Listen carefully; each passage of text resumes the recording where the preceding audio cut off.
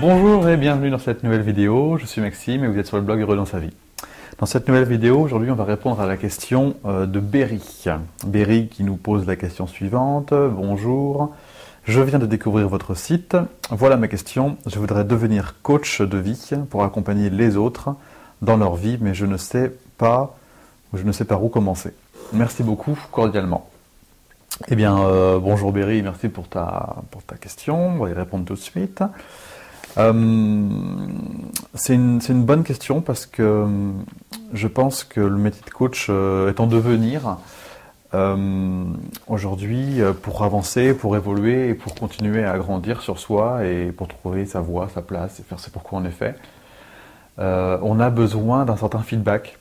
Si vous êtes en train d'écouter cette vidéo, c'est que vous en avez conscience. Les différents événements de notre vie nous poussent à nous remettre en question, et tant mieux, parce que c'est grâce à cette remise en question et aux réponses qu'on peut trouver de cette remise en question qu'on avance de plus en plus vers une voie qui nous plaît, qui nous correspond de plus en plus et dans laquelle on s'y retrouve vraiment et dans laquelle on peut s'épanouir et rayonner. Donc la remise en question est nécessaire et seul on ne peut pas faire ça parce qu'on tourne en rond, c'est-à-dire qu'on ne peut pas mettre plus de conscience que celle qu'on a. Et pour avoir plus de conscience, il nous faut un regard extérieur, un feedback. Beaucoup de gens pensent encore aujourd'hui qu'ils vont y arriver tout seuls, ils vont tout faire tout seuls et puis ils ont besoin de personne. Et c'est une profonde illusion de l'ego, ça n'existe pas, puisque le principe même de la croissance, comme je viens de le dire, c'est d'échouer, c'est d'expérimenter, d'essayer, et tous ces événements successifs permettent de se caler, de se cadrer. Et le mode évolutif, même si il est fait de ces expériences plus ou moins douloureuses, on peut, en travaillant sur soi et en étant accompagné, on peut prévenir un petit peu des dangers qui nous guettent et on peut éviter de se prendre les murs, tout simplement en y mettant plus de conscience par un regard extérieur, comme je viens de le dire. Donc oui, le coaching c'est quelque chose de très bien, enfin la thérapie, on va dire, dans sa globalité. Le coaching est un mot comme un autre, mais on va dire qu'on va parler de gens qui accompagnent les autres, de thérapeutes, qu'ils soient psychologues, thérapeutes, coach ou n'importe quoi. Donc ça c'est la première des choses importantes. L'accompagnement est nécessaire pour pouvoir grandir et évoluer. Sans ce regard extérieur, on tourne en rond et puis vous êtes très nombreux à me le dire, que ça stagne, que ça n'avance pas et qu'aujourd'hui vous avez besoin d'un coup de main. Ce qui est complètement normal. Moi-même, pour en arriver là, il a fallu que je sois accompagné et aujourd'hui, je suis toujours supervisé par d'autres amis thérapeutes et puis on débriefe pour pouvoir continuer à avancer, quoi. Voilà. Une fois qu'on a dit ça, qu'est-ce que c'est qu'un coach? Alors, pour répondre Berry à ta question concrètement, un coach, de mon point de vue, c'est constitué de deux choses. C'est une partie technique et une partie expérience de vie. La technique, elle est importante parce que ça permet de poser un cadre. Ça permet d'avoir une trame, et pour toi et pour la personne que tu vas accompagner. Ça permet toi de savoir où tu en es dans ton processus d'accompagnement. Ça te permet de voir où en est l'autre et comment elle évolue. Où sont les points faciles pour elle et où sont les points difficiles, et donc ça te permet toi d'adapter ton accompagnement et voilà, et d'avancer. Sans cette structure, sans cette organisation, à travers des techniques, on ne sait pas où on va et potentiellement on fait n'importe quoi. On n'aide pas quelqu'un comme ça au feeling, quoi. On voit la personne évoluer avec de la hauteur, plus de hauteur qu'elle, parce que si on en est au même niveau, forcément on ne peut pas l'aider. Donc il faut avoir un point de vue plus grand que le sien, autrement dit être passé par les mêmes choses qu'elle est en train de passer, en tout cas le même ordre d'idées, pour pouvoir l'accompagner dans ses difficultés. Donc une trame, ça permet d'avoir des repères, de la structure, ça permet également à l'accompagnant de mesurer la progression et de le voir entrer et sortir de ses mécanismes. Mécanisme de défense, mécanisme de la psyché, mécanisme égotique. Voilà. Et le coach va donc, de par son expérience personnelle, de par son expertise, pouvoir voir l'évolution de son client ou de la personne qui l'accompagne. Pour ça, il faut que le coach, et c'est là qu'intervient la deuxième chose, les expériences de vie, Pour ça, il faut que le coach ait lui-même un petit peu d'avance. C'est-à-dire qu'il ne peut pas accompagner les gens là où il n'est pas passé lui-même. S'il n'a pas vécu la phase de transformation qu'est en train de vivre la personne qui l'accompagne, il ne peut pas l'accompagner parce qu'il n'a pas vécu lui-même. Et du coup, que dire, que faire? Ah, tu souffres? Bah oui, ça va passer, ça va passer. Donc non, je veux dire, c'est pas comme ça que ça marche, c'est pas possible. Donc le critère, et qui est clairement le plus important, bien avant la technique, parce que la technique ça s'apprend, c'est pas compliqué, mais le plus important ça va être que la personne qui accompagne ait une longueur d'avance, donc un certain vécu, donc une certaine remise en question lui-même. Il faut qu'il soit valeur d'exemple quelque part, il faut qu'il soit passé par ce qu'est en train de vivre la personne qui l'accompagne. Et pour ça, il va falloir que le coach, avant d'être coach, se pose les questions suivantes. Ta question c'est comment on fait pour devenir coach? Et bien la réponse c'est qui es-tu? La réponse c'est qu'est-ce que tu as vécu aujourd'hui dans ta vie? Qu'est-ce qui te permet d'avoir une expertise? Qu'est-ce qui t'a amené à te poser certaines questions, à voir certaines choses en toi, certains blocages, certains mécanismes que tu auras transcendés toi-même par des accompagnements, et qui te permettront à ton tour de structurer ces choses que tu as apprises, de les organiser, d'en faire une forme de trame, une forme de continuité, dans laquelle tu vas insérer tes clients, enfin c'est eux qui vont s'y insérer tout seuls, toi t'as rien à faire, dans laquelle tu vas pouvoir, avec laquelle et grâce à laquelle tu vas pouvoir accompagner les gens. Donc la question à part de toi, c'est qu'est-ce que tu as vécu, quelles sont tes failles, quelles sont les difficultés que tu as rencontrées, les problématiques que tu as rencontrées, et comment tu t'y es pris pour les dépasser et pour faire en sorte que toi aujourd'hui tu sois une personne heureuse. Et cette expérience que tu as, cette expertise, ces blessures que tu as transcendées, le qui tu es, en fait, va te permettre d'accompagner à ton tour les gens. Si tu n'en es pas là, c'est trop tôt, tout simplement. Ça t'empêche pas d'aider et puis de conseiller les gens, mais un coach professionnel, un coach de vie, qui plus est, c'est quelqu'un qui va avoir un certain vécu, qui va pouvoir accompagner les gens dans ce même vécu. Ce serait un coach dans d'autres domaines plus légers, peut-être, bien que important. Là, coach de vie, c'est-à-dire amener une personne à se poser les bonnes questions, se trouver, se réaliser, être heureux dans sa vie de manière pérenne. De mon point de vue, c'est ça un coach de vie. C'est quoi? C'est quelqu'un qui permet à une autre personne de se réaliser en tant qu'être, en tant que âme. Quelqu'un qui se retrouve à sa place et qui fait ce pourquoi il est fait. Et pour ça, ça va te demander la même exigence. C'est-à-dire que toi, Berry, il va falloir que tu vives ça, et que tu le rayonnes. Il va falloir que tu aies ce vécu-là qui va te permettre d'accompagner les gens sur ce même chemin. Voilà. Donc, qui es-tu? Par quoi es-tu passé? Et tous les trucs qui ont été difficiles pour toi et que tu as transcendés, tu vas pouvoir les mettre à profit aux autres.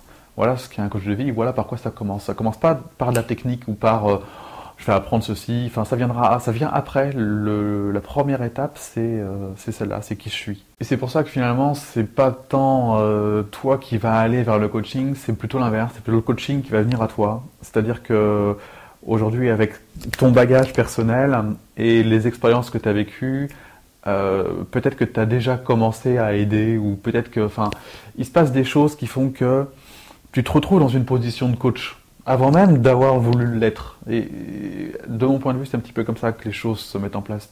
Par quoi commencer? Regarde autour de toi ce qui se passe dans ta vie, regarde ce qui est difficile pour toi, ce que tu es en train de transcender, ce que tu es en train d'apprendre, là où tu es en train de mettre de la conscience, et vois si tu n'es pas déjà coach, en fait, avant de l'être vraiment.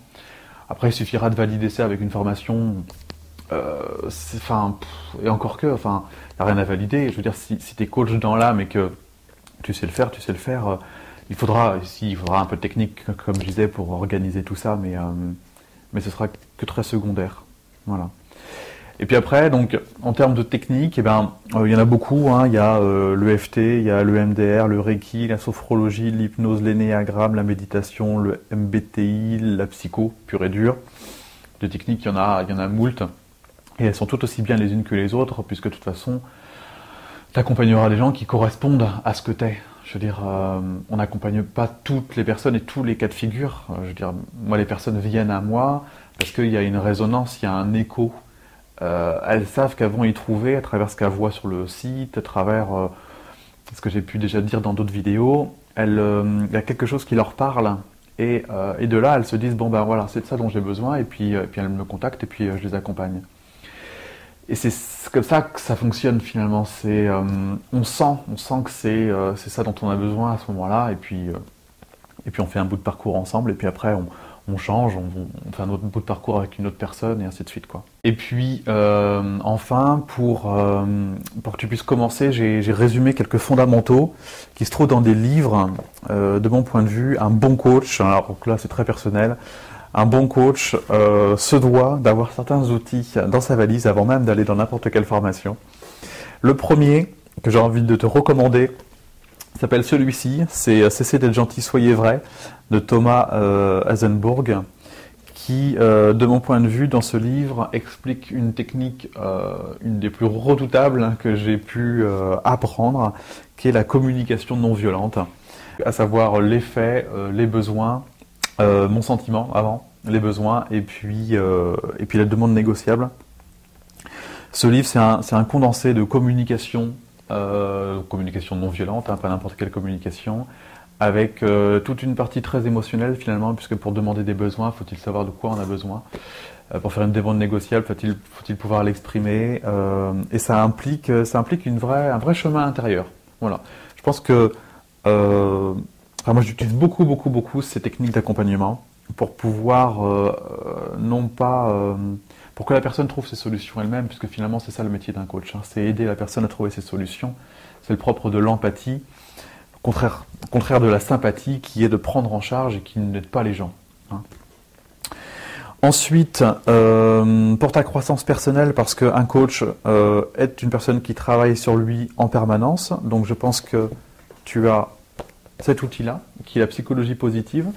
La psychanalyse et toutes ces choses-là, c'est très bien, mais si tu veux les amener sur un chemin de vie de bonheur, il faut arrêter de se poser des questions du problème, il faut se poser des questions du comment on avance vers le bonheur.